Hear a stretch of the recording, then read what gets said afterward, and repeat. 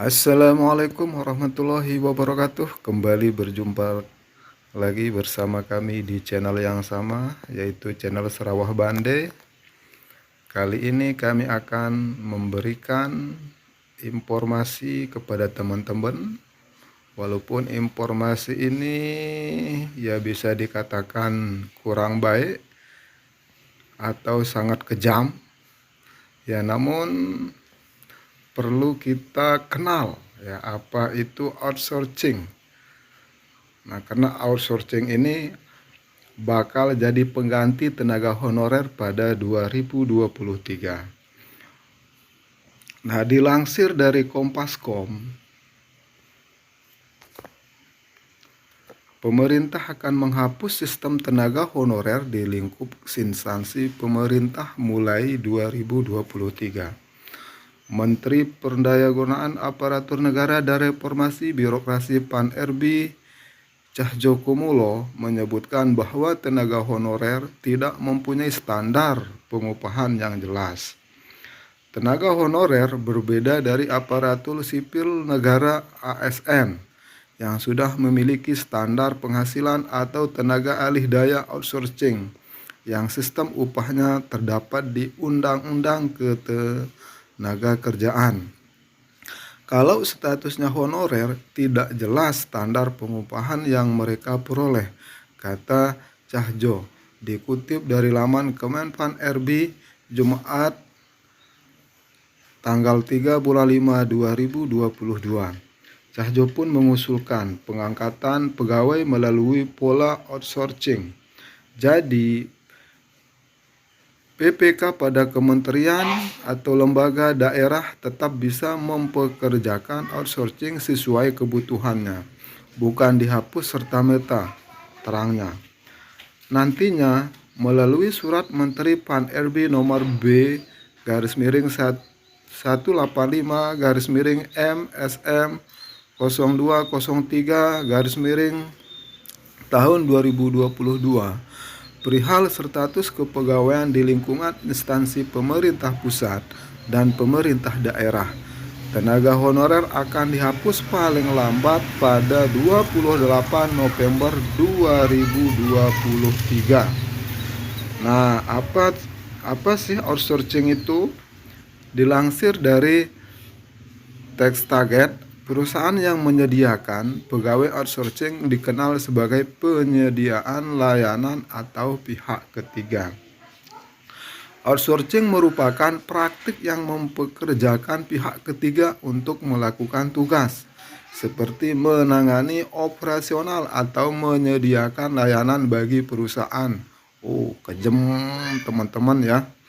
Saat ini banyak perusahaan melakukan praktik outsourcing untuk bekerja di berbagai bidang seperti manufaktur, layanan teknologi informasi, tugas pembukuan keuangan, dan lain-lain. Perusahaan menggunakan strategi outsourcing untuk lebih fokus ke pekerja inti perusahaan. Sedangkan tenaga outsourcing diberikan tugas untuk menangani tugas dengan tanggung jawab yang lebih kecil di perusahaan tempatnya bertugas. Strategi ini mampu membuat efisiensi pekerjaan di suatu perusahaan dengan peningkatan daya saing perusahaan dan pemotongan biaya operasional keseluruhan. Selain itu, terdapat berbagai alasan lain mengapa sebuah perusahaan mempekerjakan tenaga outsourcing dari pihak ketiga, seperti kurangnya kemampuan untuk mempekerjakan karyawan dengan keterampilan dan pengalaman tertentu secara penuh waktu, sehingga perusahaan merekrut tenaga outsourcing.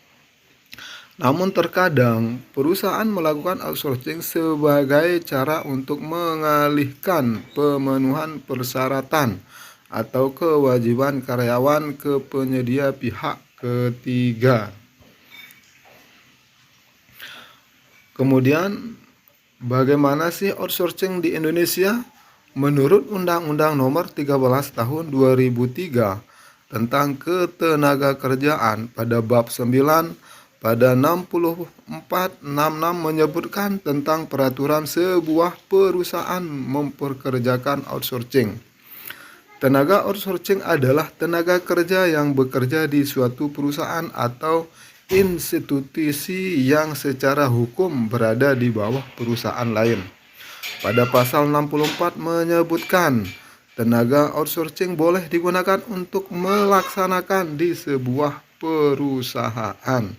Namun hal tersebut dilakukan atas perjanjian yang dibuat secara tertulis antara perusahaan pengguna dan perusahaan penyedia tenaga outsourcing. Perusahaan dapat menyerahkan sebagai pelaksanaan pekerjaan kepada perusahaan lainnya melalui perjanjian pemborongan pekerjaan atau penyediaan jasa bekerja atau buruh yang dibuat secara tertulis aturan tersebut. Namun menurut pasal 65 ayat 1 menyebutkan jika perusahaan penyedia tenaga outsourcing harus berbentuk badan hukum. Selanjutnya, tugas tenaga outsourcing. Pegawai outsourcing memiliki tugas yang berbeda dengan pegawai lainnya seperti P3K dan PNS. Pekerjaan outsourcing juga dilakukan secara terpisah dari kegiatan utama di perusahaan tempat mereka ditugaskan. Biasanya, tenaga outsourcing bertugas dalam kegiatan penunjang di sebuah perusahaan, bukan di kegiatan utama perusahaan. Pekerja ataupun buruh dari perusahaan penyedia jasa pekerja atau buruh tidak boleh digunakan oleh pemberi kerja untuk melaksanakan kegiatan pokok atau kegiatan yang berhubungan langsung dengan proses produksi, kecuali untuk kegiatan jasa penunjang atau kegiatan yang tidak berhubungan langsung dengan proses produksi. Bunyi pasal 66 ayat 1. Dari pasal tersebut dapat diartikan bahwa sebuah perusahaan dapat memperkerjakan tenaga outsourcing untuk ditugaskan di bagian penunjang seperti supir,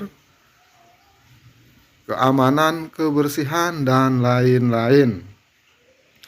Status tenaga outsourcing dikutip dari kompas.com tanggal 23 Januari tahun 2022. Tenaga outsourcing bekerja di bawah perusahaan yang berbeda dengan perusahaan tempatnya bertugas. Oleh karena itu, status hubungan kerja pegawai outsourcing berada di bawah perusahaan penyedia layanan outsourcing, bukan perusahaan tempat bertugas.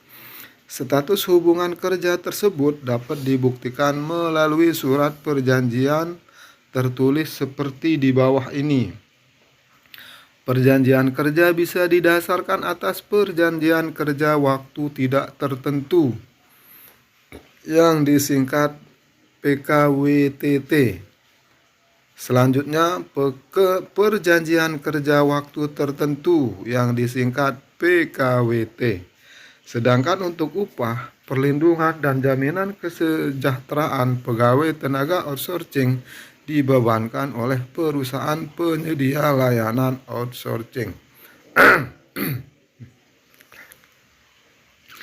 Sehingga perusahaan yang menggunakan tenaga outsourcing tidak perlu melakukan kewajiban-kewajiban terkait upah atau jaminan pegawai kepada outsourcing.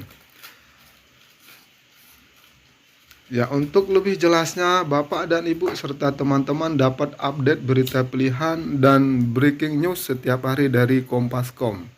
Nah, mungkin hanya ini yang dapat kami sampaikan kepada teman-teman. Semoga ini bermanfaat bagi kita semua. Sekian dan terima kasih. Assalamualaikum warahmatullahi wabarakatuh.